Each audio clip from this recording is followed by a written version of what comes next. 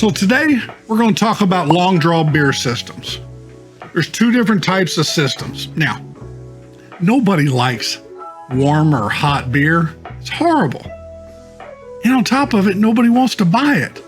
The colder it is, I think the more people want to buy it. So we're going to talk about long draw beer systems here a little bit. I used to own a refrigeration company many years ago, and then I sold it to my family and my father in particular. And so I know a lot about that business, and obviously the family's operated that business for years and I've been around it. So I can talk a little bit intelligently about beer systems because I used to work on them personally myself and install them. Now, that's probably been 20 years ago or more. So anyway, so we're going to get into this and talk about beer systems. So long draw beer systems, mainly two types. And we're mainly going to talk about one, which is a chilled long draw system. We'll talk about the other one a little bit, but the first one is the chilled glycol unit. Glycol is a antifreeze. Now, hold on, I know it's running next to your beer. This is a food grade antifreeze and it's non-toxic.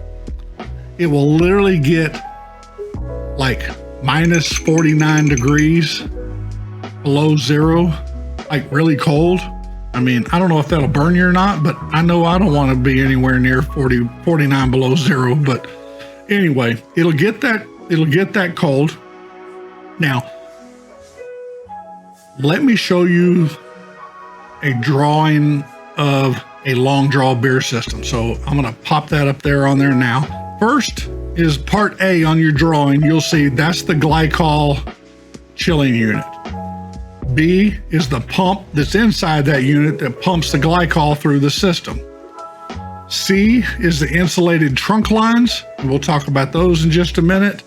In fact, let me show you a photo of that, what it kind of looks like. So you'll see it's a line that's completely wrapped in a hard plastic, pretty much water resistant, any kind of resistance of any sort, so it can't get stuff inside of it. You have all your beer lines in there, and then you have the glycol lines inside of it. And we'll talk about that more in just a minute.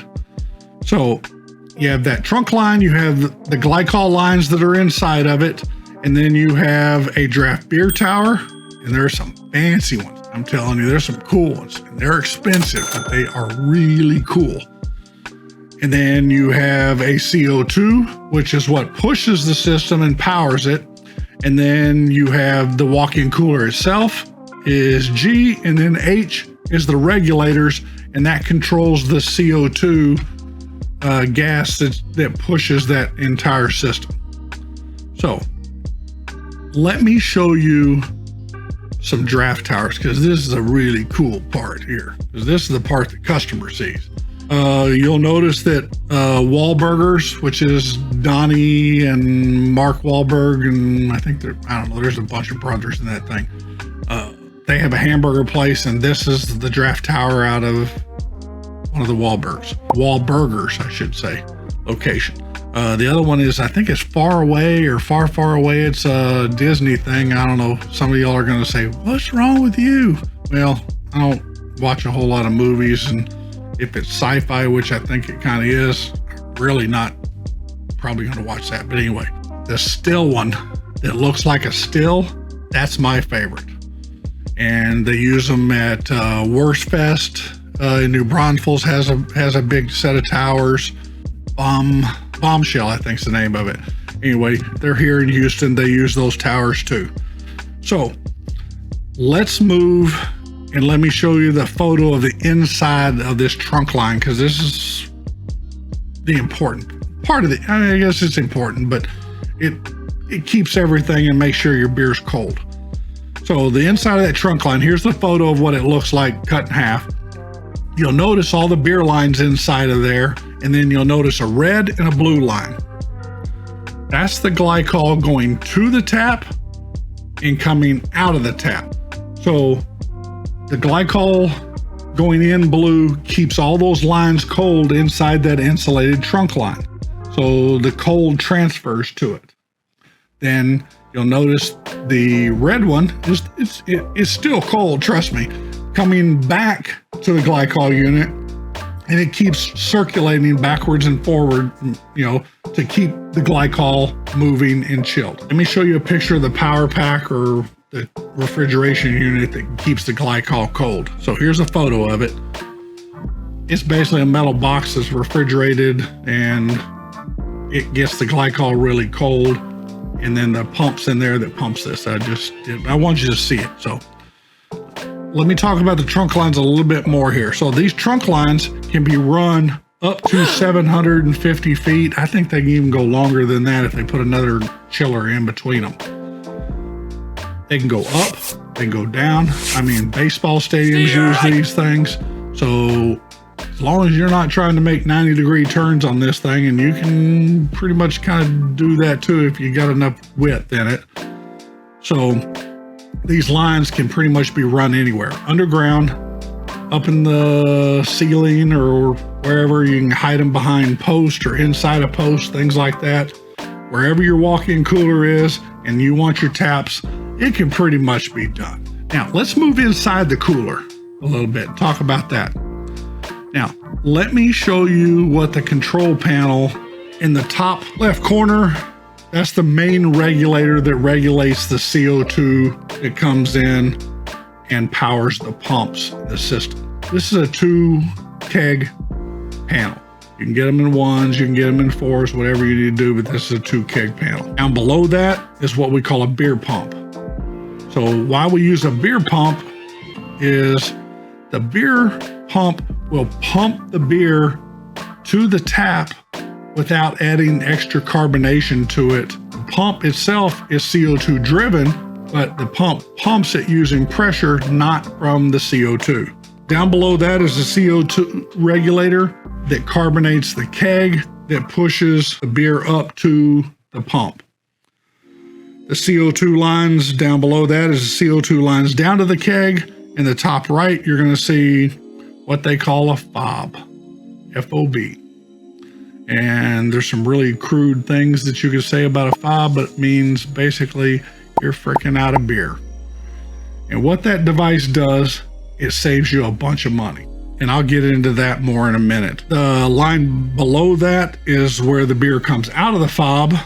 And then you see down below that, the beer line out of the keg going up into the pump. The FOB. The FOB is a device that shuts off the beer when the keg goes empty. And it's so simple. It's basically a device. The beer makes the ball float, and when the beer stops flowing, the ball drops and seals it off, and no more beer goes through. From that keg out to the tap, let's just say you have an 85-foot run. It's about average, probably. There's a half an ounce of beer in that line per foot. An 85-foot run would be 42.5 ounces of beer, and that's a lot of beer that's going to get wasted because it's all going to come out in foam. So the device, the FOB, shuts it off. So when it does, you don't get a bunch of air between that FOB and the system, and you lose that. So 6 kegs of beer run through there pays for a FOB. And you don't have all that foam and all the mess that goes along with it. And if you're busy, and you know you're going to be busy, they have a double FOB system. So when the first keg pops and goes, the FOB drops, and then the second keg comes into play automatically, and then when it's empty, it shuts off, and you got to come in and change 2 kegs. Micromatic's got this thing down, buddy. I'm telling you. They are a good company to work with. And I haven't talked much about them, but when I was in the equipment business, we used several different companies that did that. And then, like I said, the family took it over, and they've used several different ones, but then they settled on Micromatic. And Micromatic's changed over the last, 15 years or so. And man, they got this beer system thing down. and they've got a lot of new technology they put out and done. So I'm just telling you, if you're going to use a beer system, look at Micromatic. They're value driven. I'm not going to say they're cheap. They're value. It's all expensive, but you're going to get a better value for your money using Micromatic, and they stand behind the products, and they really do an outstanding job of putting out cold beer if that's what you want. So I highly recommend them. With a proper pour and a proper storing of your draft beer, you can make a lot of money. It can be one of your highest profit margin items behind a bar. I'm talking about profits as high as about 80%. And the cost per ounce per beer, 40 to 50% lower than what you'd pay for canned or bottled beer. Now, you know that draft beer is popular and restaurants put draft beer in because it makes them a lot of money, but you got to do it right. And that's where you got to find the right person, Micromatic, whoever, that knows beer systems. Now, like I said, I used to own an equipment business. It's called Fridge Tech Equipment. They're here in Houston, and they install margarita machines and ice machines. They work on all that stuff, and then they do long draw beer systems, because I started doing that many years ago. So anyway, also, not only can you do beer on tap, but Micromatic's gone in, and this is not a commercial for Micromatic. I mean, it sounds like it, but they're just that good. I've started experimenting and playing with cocktails in a keg or in a canister thing. So the reason I like them is because you can pre-mix them, and you're going to get the exact same flavor out of them every time. And that's why I like them. Because if you got one person making them and you have a recipe and they follow it, it's going to be exactly the same way every time. Not like a bartender pouring that drink because you don't know how much he's pouring in there, how much he's short, whatever. You don't know. Consistency is best. Tap system will also save you a lot of time because it comes right out of a tap, and you put it in your cooler. You can put it in your attach it to your long draw system. Do whatever you want to do. A lot of people do margaritas. I got, friends that have a restaurant, and they do their rocks margaritas on the long draw system. So anyway, that's pretty much what I got for you today on long draw beer systems. I appreciate you sitting around and watching this. I hope you learned something. And if you got some additional questions or something, put them to me to the comments, or just call the guys at Fridge Tech. Don that's over there knows what he's talking about. They got a good system, and they're good standing, operators. So if you got any questions, put them in the comments. If you got a comment about it, hey, you're long-winded or whatever, put them in the comments. I need to know feedback. And I do plan on doing a show about the cocktails in the canisters and talking about that a little bit, and giving some recipes and some ideas on how to do that best. Literally, we're playing with it in the test kitchen right now. So anyway, thanks for watching. Subscribe to us. Give us a watch. Watch our cocktail recipe shows too. And appreciate your time and appreciate you watching. Thanks.